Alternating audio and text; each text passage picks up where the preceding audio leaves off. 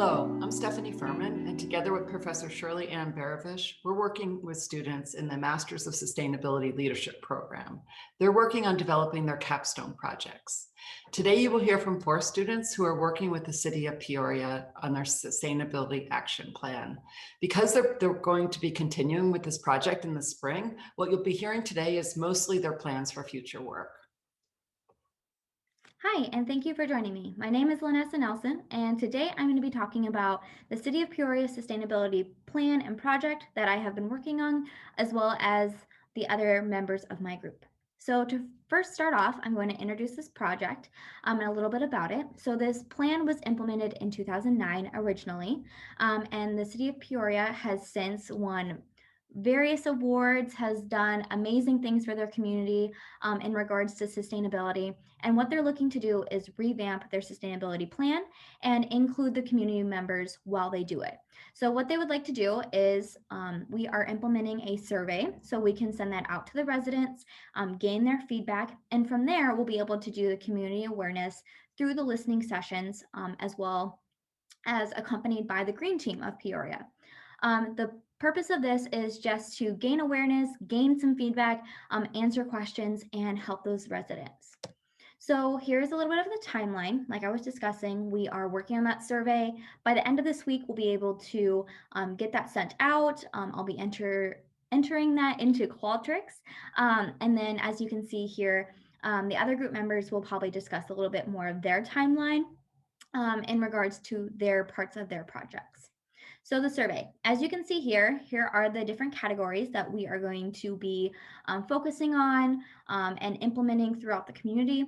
My 2 personal ones are waste management and health and wellness. The reason I chose these 2 is because with my background in healthcare, I felt like I would be able to contribute the most with these 2. We are going to be using these categories as the basis for the rest of the project. We are going to be using these throughout the whole survey. We're going to be breaking up the listening sessions by these categories. So these really play a huge part into our survey as well as the rest of the project. So the next thing that I'm going to be doing personally, once I get those questions back from the Green Team and they make their edits and make their final revising, is I'm going to be entering that into Qualtrics. So I'm going to be using this survey program in order to send that out to the residents, and therefore the rest of the project group can then go from there. Okay, so in order for us to educate and have a Q&A format for the residents of Peoria, we will be hosting 4 separate virtual town hall sessions. Each of the town halls will be focusing on 2 different topics in which our final sustainability action plan will be centered on making improvements in those specific areas.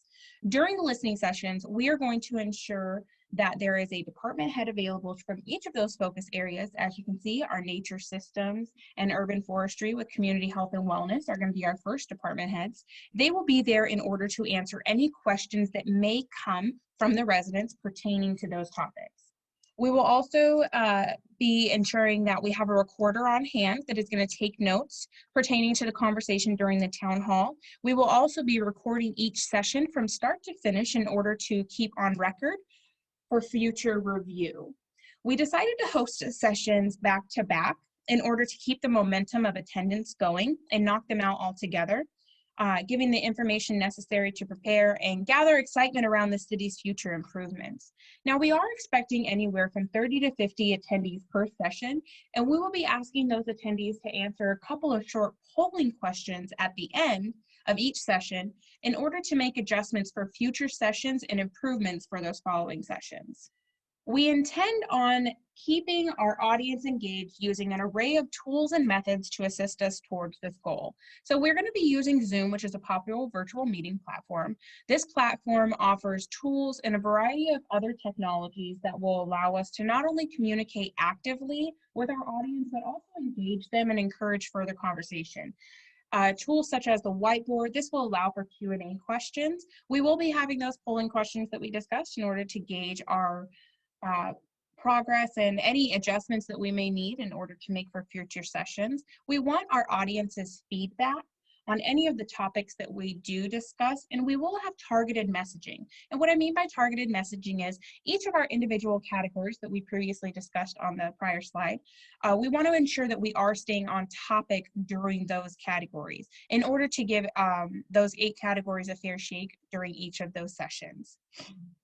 So this platform offers Zoom. It offers a lot of different varieties of other technologies that we'll not only use to communicate, but engage our audience. And we really hope that while we are limited in terms of communication due to social distancing standards, normally these meetings would be hosted in a live setting where we would actually have a lot more attendees. So the hosting in the virtual environment, we're hoping that it doesn't deter anyone from attending and that they are able to provide their feedback and ideas for the city's sustainability action plan in the future. Thank you so much for listening. Hello, my name is Lauren Bataska, and today I will be briefly talking to you about key performance indicators. For those of you that are unfamiliar with KPIs, it's a way to measure how effectively an organization is achieving key objectives or goals. By using KPIs, we can evaluate how successful we are in reaching our targeted goal. As more cities are shifting their focus to sustainability, we can see how powerful KPIs can be in sustainable success. For example, the city of Glendale, California releases a KPI fiscal report tracking its goals each quarter. The KPIs can be used within any department to track virtually anything. The example chart you see on the slide is tracking KPIs for the maintenance service department.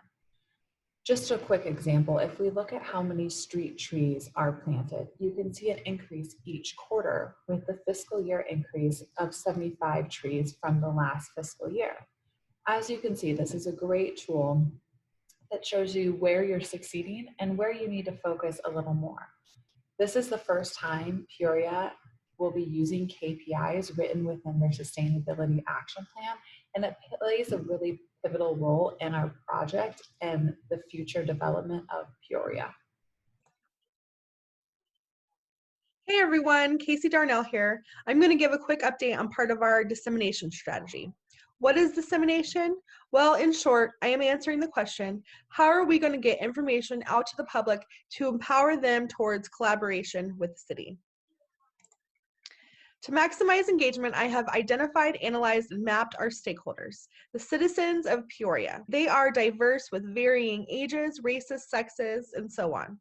They also have unique interests, beliefs, and cultures, and because of this, and the many other ways in which people differ from one another, consideration must be shown when marketing to the public. People are not all the same and respond better to certain messages in certain modes. In order to determine the best way to communicate, I used a process called segmentation, which is basically organizing people into groups. This helps me determine a strategic communication plan. Characteristics of the people of Peoria are revealed when looking at where they live. Some parts of the city have more working families, some neighborhoods are aging, and yet other parts have a higher percentage of people who speak mainly Spanish. This is all important information to know to best communicate with these communities. Here you will see that I have grouped people according to primary demographics by zip code. You might notice that in every instance, social media is listed as one of the main ways in which these demographics access information. Age is an important consideration when strategizing engagement techniques. Generational groups differ in how they receive information. In this infographic, one can see that older generations still use social media, but not as much as younger ones. This tells me that older folks will need to be engaged with other modes of communication. In the past, social media content by the city has not had consistent viewership or engagement. But since 88% of Peorians have internet in their homes, and over half of the Peoria population, according to their age, are highly engageable through online methods. Also, Arizona has the highest daily average screen time in the US, not to mention that we are in the middle of a pandemic which has increased connectivity time. It is clear that in order to maximize public engagement with the survey and events, the city of Peoria should increase general viewership and engagement on social media platforms. Thank you.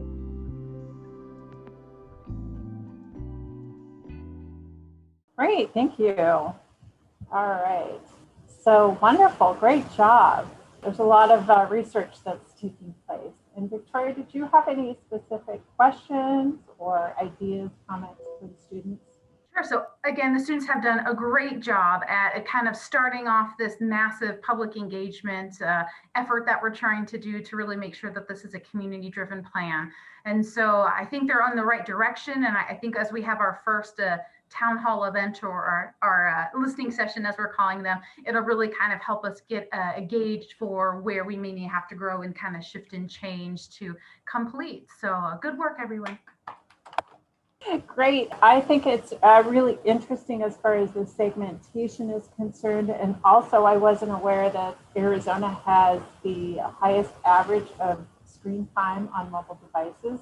That's amazing considering how great our weather is. You would think that people would be out walking around and doing things and not on their phones, but maybe they use their phones to go outside. I don't know. So I'm very excited to see what the group comes up with as far as recommendations. I know from a Sustainable Cities Network standpoint, what you're doing for the city of Peoria is actually probably beneficial to all the communities in the valleys. So our other city partners will have the opportunity to learn from your research and your recommendations. So, okay, all right, thank you so much. Great job. We will go ahead and move on. So great job, girls. Thank you so much.